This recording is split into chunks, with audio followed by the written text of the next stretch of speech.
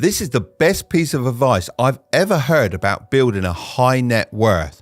It came from a millionaire I looked up to as a kid, and it stuck with me ever since. I was worrying that I'd never have enough money to afford the things that I'd always dreamed about having. His exact words to me were, "Don't worry about earning millions. Instead, focus on the first 100,000, because after that, your net worth will go crazy." I didn't fully understand him at the time, but I did what he said, and lo and behold, it worked. So why is the first 100k the hardest? Well, there are two main reasons for this. The first one is your earning power. Think of this like your level in a video game. You just haven't been playing long enough to build up your skills, and therefore can't compete with the more experienced players. This is the exact same when it comes to making money when you're younger. This issue is actually getting even worse. A recent study found that Gen Z have about 86% less buying power than my generation, the boomers, did at the same age. This is partly due to older people staying in the workforce for longer, meaning that higher paid positions are harder to come by. But it isn't all doom and gloom, as the internet offers a great way for younger people to make far more money than the older generation, as most of them don't understand how to use Instagram, let alone build an online side hustle. When it comes to tech, there aren't that many boomers that can keep up with you guys, not like me. The second reason your first 100k is the hardest is your lack of compound interest. Think of your money like a snowball. You roll it down the hill by investing money, and as it rolls, it picks up more snow, which is your compound interest. The bigger your snowball gets, the more snow it collects, and therefore, the more compound interest you make. Sounds amazing, right? Well, yes and no.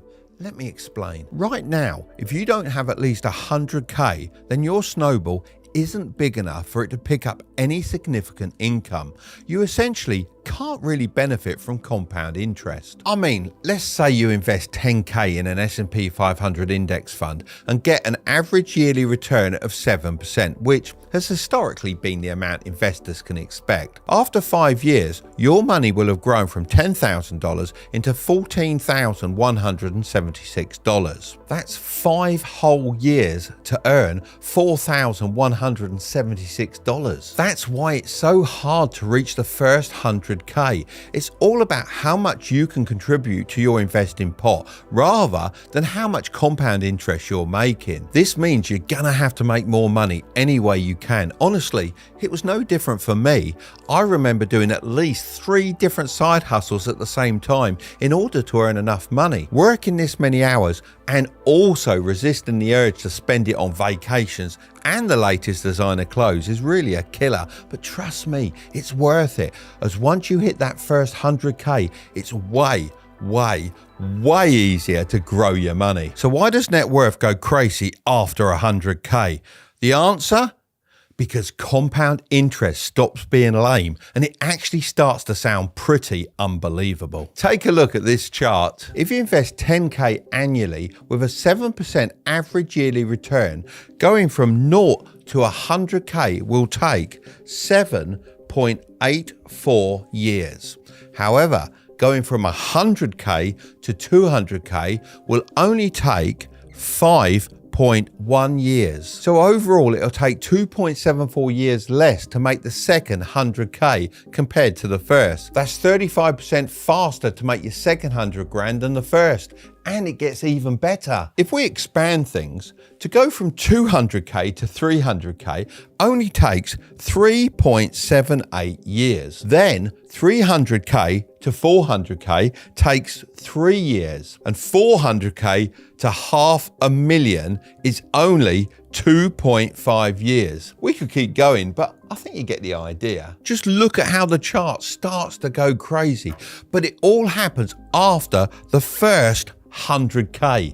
Getting that chunk of money as fast as possible is the key. Just think, if you can shave just a couple of years off how long it takes you to reach that 100k mark, how much quicker you'll become a millionaire. Once you get to this point, it's almost inevitable that you'll be wealthy if you just invest in a low-cost index fund. If all you wanted to do was save up this 100k and invest it in an S&P 500 index fund and never invest again, let's say I don't know, you completely forgot about the account, you would still become a millionaire within 33 years. That's how powerful compound interest is once you've made that first 100k. So how do you make your first 100k? Well, all you need to do is follow the growth method. I actually came up with this myself, and it helped me in those early days of wealth building. So hopefully it can help you too. The G stands for gain control of your finances. There's one way and one way only to gain control, and that's budgeting. Yep,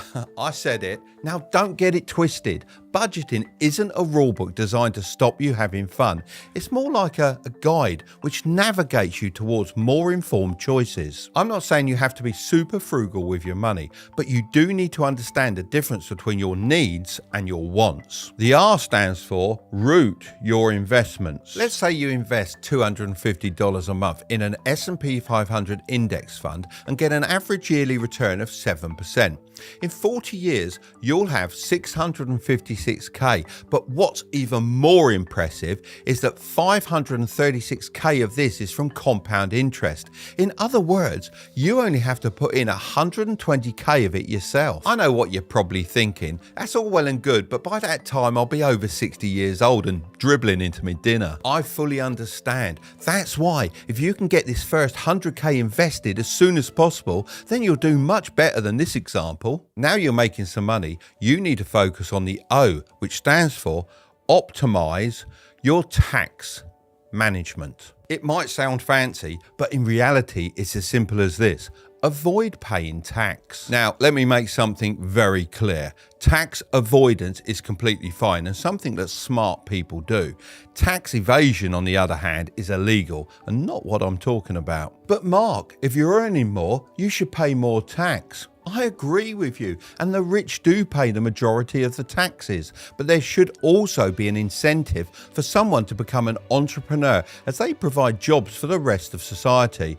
And luckily, there is. Entrepreneurs are taxed off the profits they make at the end of each year, which means they can deduct expenses from their earnings. These are called write-offs. This is different from an employee, as they're taxed off their monthly salary. So say you're really passionate about the latest tech, like the new iPhone. You could start a YouTube channel reviewing gadgets, and once it's generating you money, you could deduct the cost of your tech items from your profit and get them tax-free. Essentially, the government has helped you to pay for the item you want. However, you can only do this within reason. Your business or side hustle has to have a need for this item. In other words, it must be a justifiable expense. That's why starting your business around your passion can be a great way to save a lot of tax. It's what I did with my radio control model shops, and my son also does with his video production company. If this sounds interesting to you, we're going to be talking about this even more in my 2K challenge I'm running on Discord. I'll leave a link in the description if you want to save your spot. It's completely free, and there's even opportunities to win some great prizes. So next up we have W.